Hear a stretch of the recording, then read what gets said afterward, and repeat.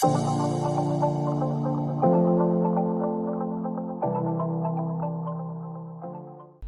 been on a journey in these last 3 weeks as we've considered the Christian call to faithful discipleship, particularly our response to the call from Jesus to follow him.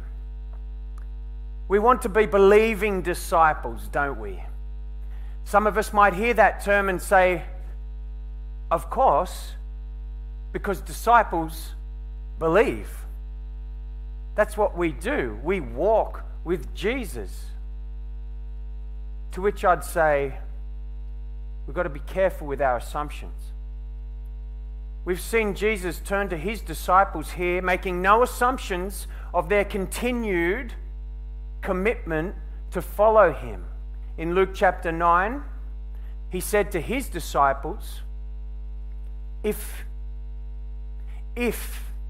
anyone wants to follow after me, let him deny himself, take up his cross daily and follow me. If you want to. It's interesting that Jesus calls his disciples to account at the present day for a new commitment to follow at the present day,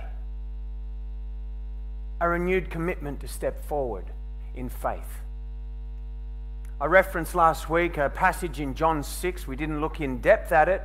A passage where Jesus is explaining an intrinsic link between following him and associating with his death. And we read there in verses 60 and 66, when many of his disciples heard this, they said, "This teaching is hard." That word translated is intolerable. Who can accept it? From that moment, many of his disciples turned back and no longer accompanied him. There is a group of disciples who discontinue following the Lord. Then Jesus said in the next verse to the 12, "Hey, you don't want to go too, do you?" To which Peter effectively says, "Go where?" "Jesus, you're the Son of God. You have the words of life. There's no other hope for us. No matter how hard it is, no matter what it costs, we have to step forward with you. Who else is there?" Now, in an honest moment of reflection, where do we see us in that picture? We may not consider ourselves believers, much less disciples, and that's okay. We're not even in that picture, and we're welcome here. We love you in this church, but you're not believers? Well, you're not in this picture. But if we're Christians, so-called, are we disciples who have a pretty good working knowledge of Jesus, who he is and what he has done? But, the teaching is hard. It's almost intolerable. We can't deny ourselves certain aspects of this lifestyle we identify with and love so much that's incompatible with serving Jesus. Meaning ultimately we're going to have to serve ourselves first and Jesus second, maybe, if it's not too hard, I guess. Look, we're not wanting to step away from Jesus. We love Jesus a lot. We like him very much. We're just not ready to step forward with Jesus at this point in our lives. We just can't move forward. Well, if we're disciples that aren't stepping forward every day with Jesus, I see one obvious problem. God is a God who's always at work. Jesus is our God who calls us to follow him. And the invitation implies movement. Follow him where? Oh, nowhere. I'm not going anywhere. Now, we don't have to take any steps in order to get further away from someone who's on the move if we're stationary, do we? And I get the sense that we don't even have to step away from Jesus in order to get further from him. We've just got to not step forward when he calls us to follow. So I think as disciples, we should be careful to step forward. To not step forward is to effectively step away, is it not? I would state it, to not be growing people is basically to be shrinking people. Because every day we either get a little bit better or a little bit worse, but we never stay the same, whether we realize that or not. And I would say spiritually, every day we either get a little bit more like Jesus or we get a little bit more like ourselves, and it's all going to depend on who it is we deny. And Jesus couldn't be any more clear to his disciples that, Luke 9:23, if we want to follow after him, let us deny ourselves. Pick up our cross and follow him. This kind of stepping forward requires faith. Faith to believe Jesus is actually the way, the only way. He is actually the only completed truth. And he is actually the only life. We've got to have Peter's response. Where else can we go? Jesus, come on. That's crazy. What? Is there another way to life? Is there another person? We want to be disciples. Yes. Furthermore, we want to be believing and not leaving disciples. And that's a daily sacrifice. Because it appears to me that all believers are disciples. But here we read that not all disciples are revealed to be believers. And that's revealed when they stop being disciples and or stepping forward when called to follow. So what decisions are we prepared to make today to step forward with Jesus? That should be a really, really first order question for us in this series today.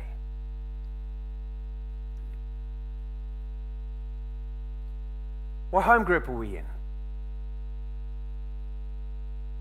What Bible reading plan are we working with today?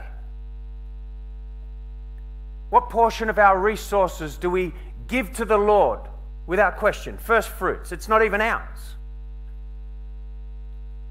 Where are we serving?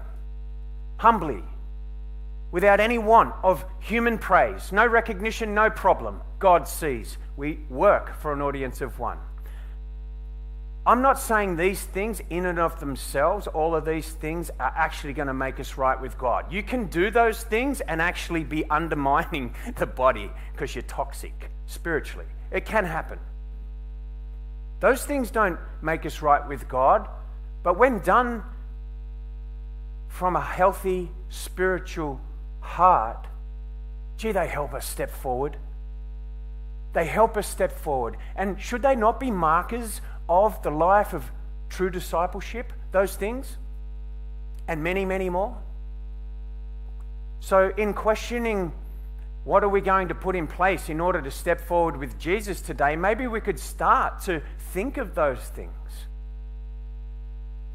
In concluding our series today, it's impossible for me to encapsulate everything we need to do in order to step forward with Jesus, because that is going to be one of the basic functions of every sermon I'll ever preach.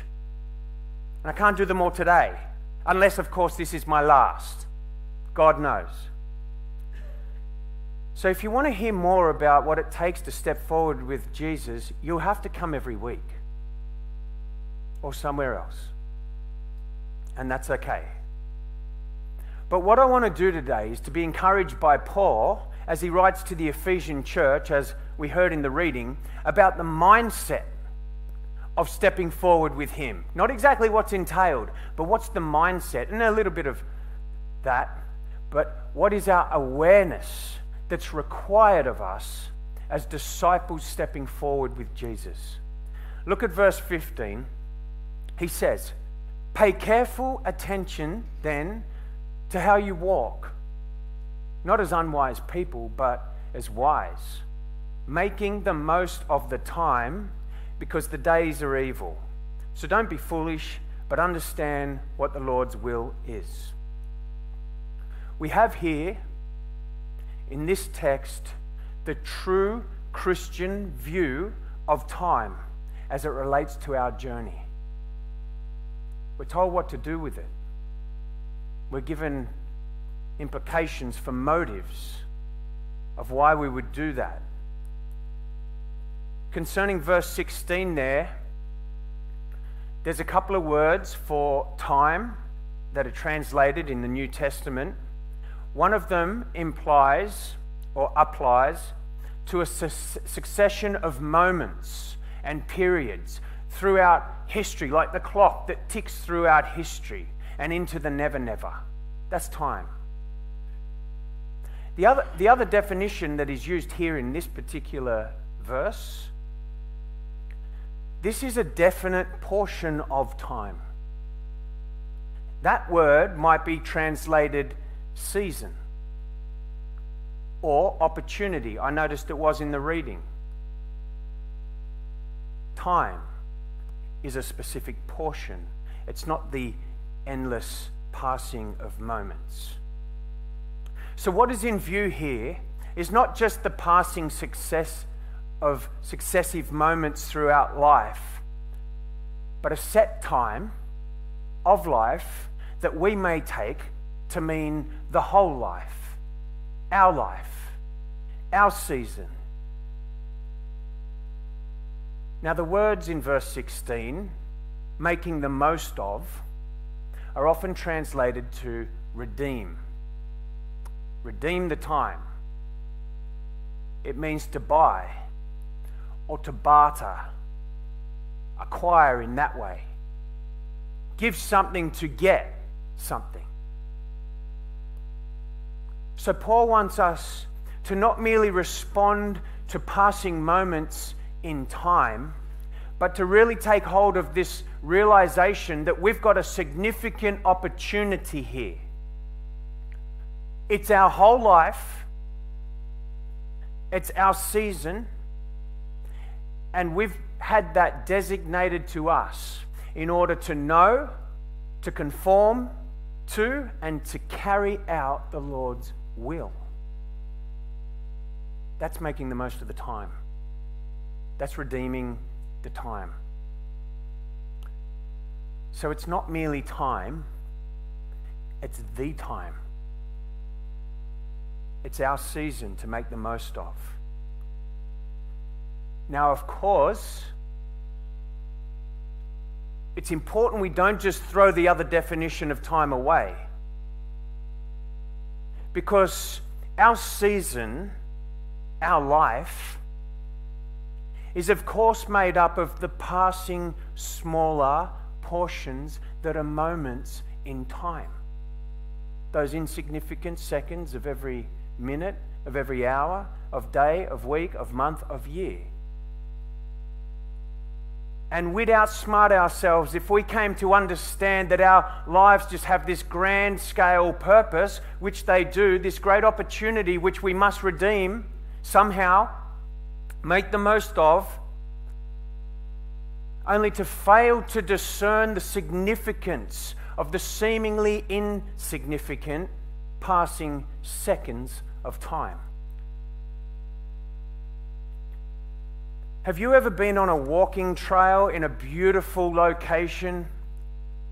And I mean, extremely beautiful vistas. This is the Alps or some canyon or some coastline, and you're on this walking trail and you look down on the trail. That's how you're going ahead, and you're just on this beautiful walk, and sometimes you'll see that there's a place where other people have trodden, Sometimes you'll see a place not to tread, like there's a big soupy pile of mud from recent rain and you've got to dodge that mud.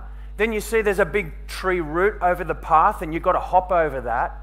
And you've got to always make sure that those branches overhanging the path don't whack you in the head. But we come to a certain point on that trail and we'll look back in wonder at the scale of beauty from where we've just come. And we'll look forward with amazement at that glorious scene.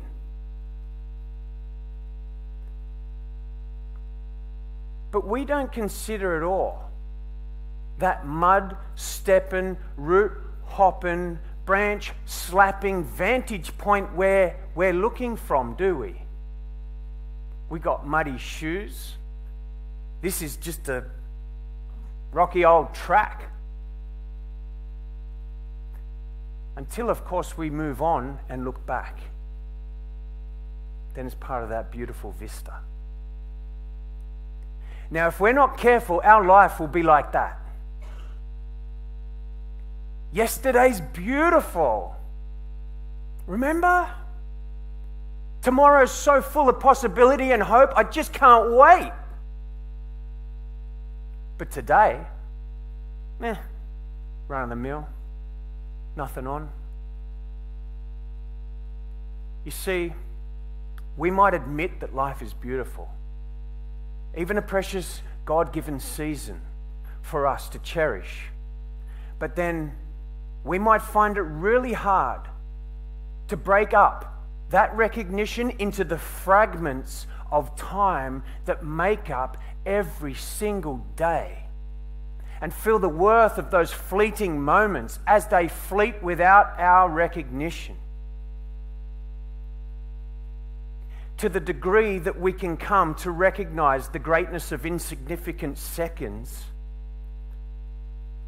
we will find that we're wise in redeeming the time we've been given by God. The time, in fact, is full of opportunities given by God. That brings me to the idea of making the most of it. This redeeming concept, or buying the time. How can we buy time? Well, we can't really, can we? It's ticking, it's passing. We can't bring it back. To bring it back would be like going down to the beach and trying to push the waves back toward the horizon that are coming. You just can't. What's in time's done. But Paul wants us to get this concept of redeeming, buying time by making the most of opportunity that God has set before us. That's how we make the most of time. We want to make those opportunities of God truly our own by redeeming it, by giving something to acquire that. That's the only way we're going to buy time. In fact, it's not time we're buying, it's opportunities time affords.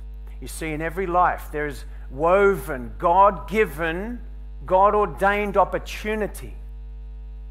In every call of Jesus on every day to follow Him, there contains awesome opportunity and no more. It's just opportunity. It's nothing more. The opportunities are just there. They're hanging out before us. But we need to lay hold of them. And if we're to do that, we're going to have to give something away in order to take hold of that for which we've been taken hold of.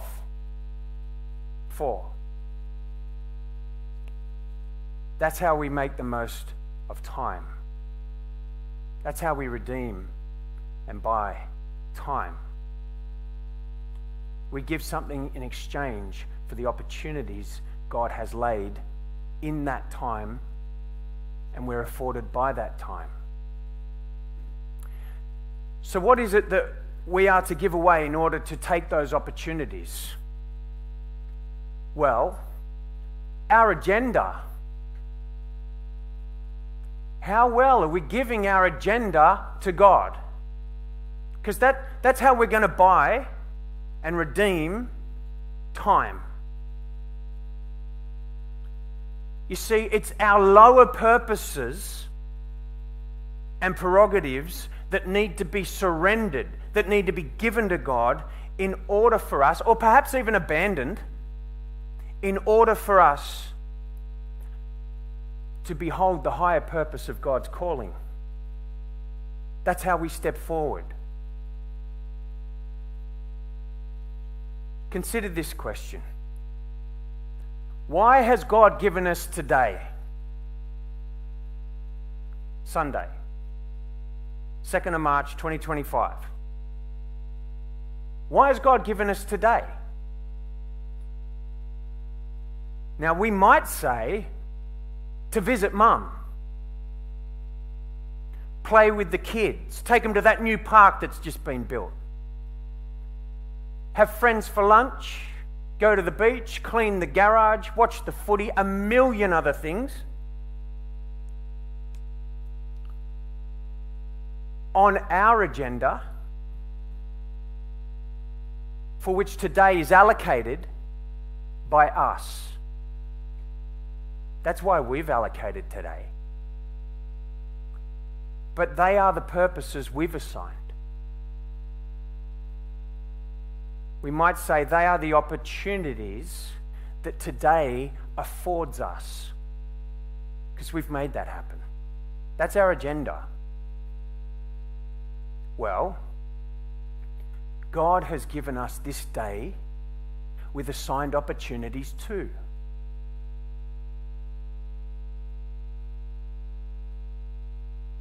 He's given us this day mainly so we could know Him better and love Him more and serve Him joyfully in worship.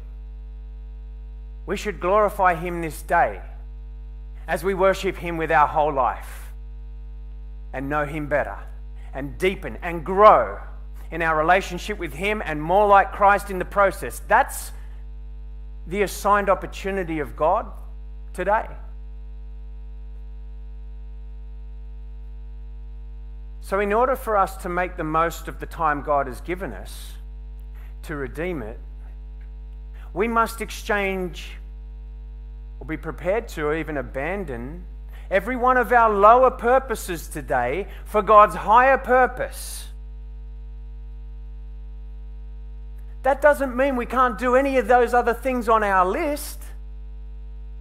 On the contrary, they might be wonderful expressions of worship.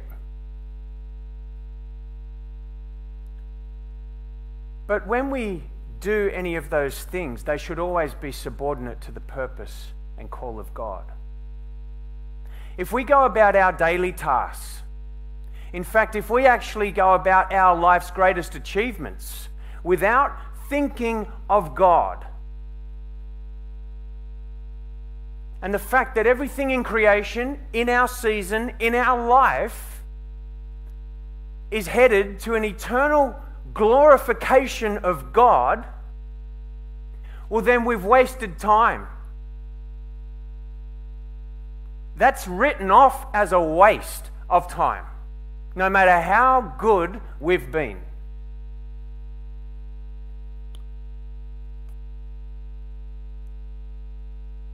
But if this life is not to be wasted, we will exchange our agenda and purpose and will for the sake of Jesus Christ and His loving call to step forward into the will of God, no matter what it costs, no matter what sacrifice, no matter what we have to deny ourselves, no matter how when we move forward with Him, we suffer and die.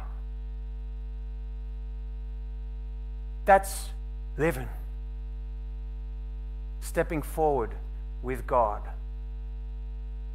Therefore, Paul says, verse 15, pay careful attention to how you walk.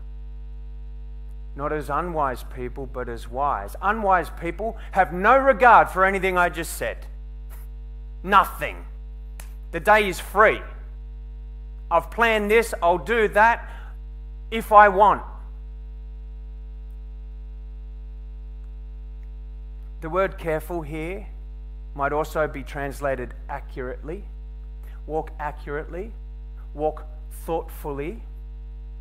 Think of the difference between walking on the beach with a mate, just talking about stuff, and not particularly paying attention to any of your surroundings because you don't need to. It's just a beautiful surrounding, just walking and talking.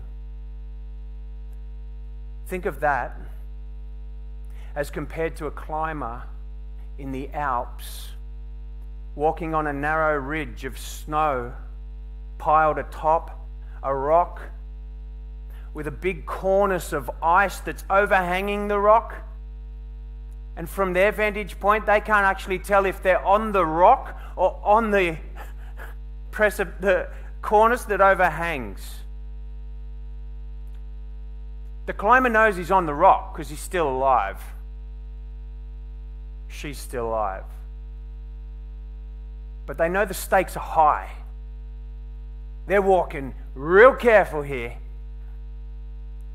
There's a precipice on either side that will take their life if allowed to, if they're not careful. So that climber puts a stick down first, testing the ground. When the foot eventually goes down, testing before the entire weight gets put on the ground. False steps can be catastrophic. Paul is saying here that the Christian journey is like that, in a sense. It's careful and it's intentional. Therefore, I believe it begs us the question this morning, how do we intend to take it? Are we careful? Are we intentional about our spiritual life? At least as much as our secular life, our other life, our temporal life. Sometimes we're really careful about that. Sometimes we're not. I'd say the same about our spiritual life. Do we wake up every morning and follow the inclination of our heart and our self-assigned purpose for the day? Or do we subordinate all things to the will of God that day and proceed? Ready to deny ourselves, ready to pick up a cross, ready to suffer. Yeah, we look at our feet and we look at our path.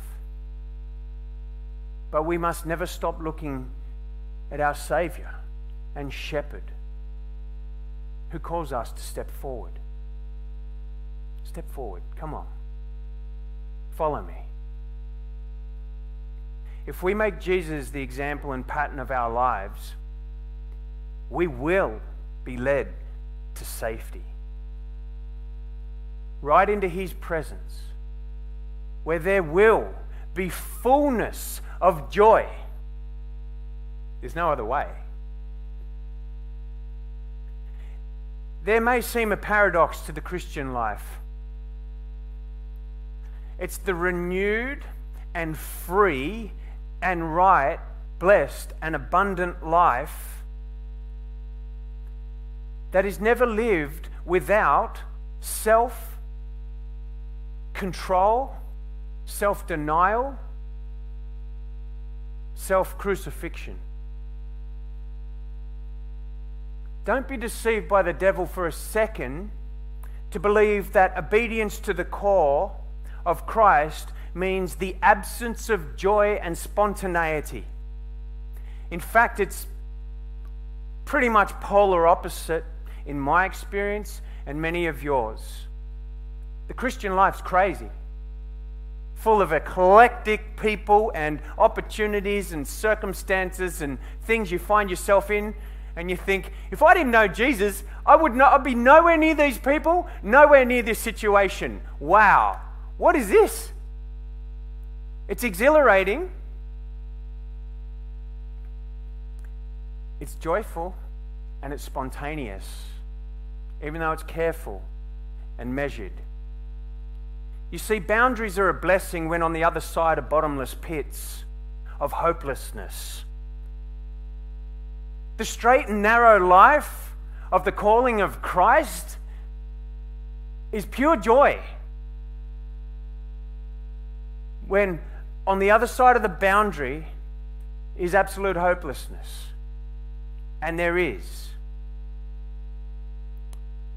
Let's travel that road after our good shepherd who bids us, come on, step forward, follow me.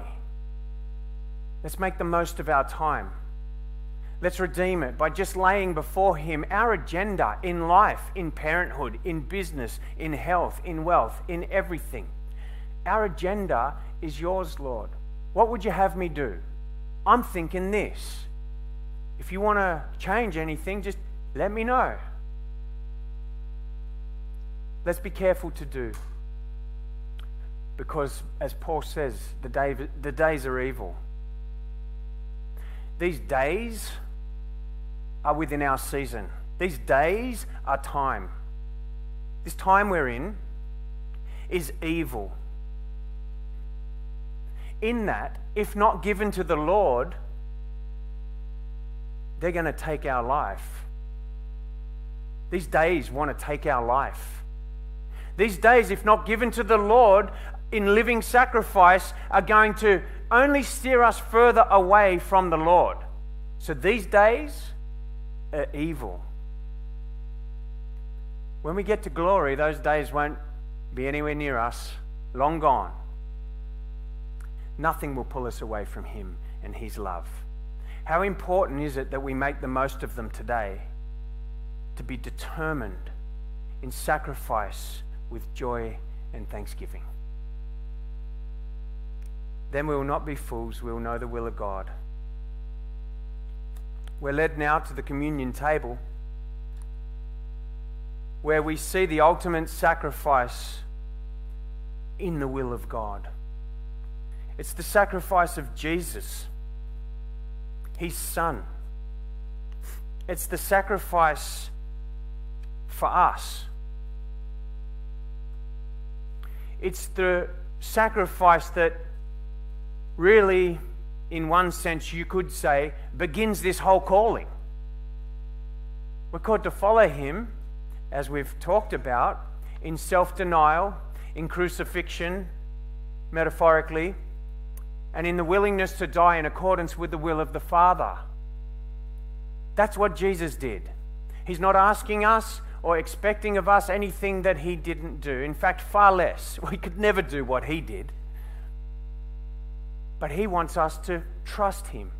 He wants us to have faith expressed through obedience. Listen, when Jesus, the night before he was crucified, he went out, in Luke 22, he went out and made his way, as usual, to the Mount of Olives, and the disciples followed him. When he reached the place, he told them, "Pray that you may not fall into temptation." Then he withdrew from them about a stone's throw, knelt down and began to pray. "Father, if you are willing, take this cup away from me. Nevertheless, not my will, but yours be done." That's how we subordinate our will to God. Then an angel from heaven appeared to him, strengthening him. The grace of God ministers to us in our need. Being in anguish, he prayed more fervently, and his sweat became like drops of blood falling to the ground. That's anxious. No one said this is easy. It wasn't easy for him. Should we expect more? When he got up from prayer and came to the disciples, he found them sleeping, exhausted from their grief. "Why are you sleeping?" he asked them. I read that like,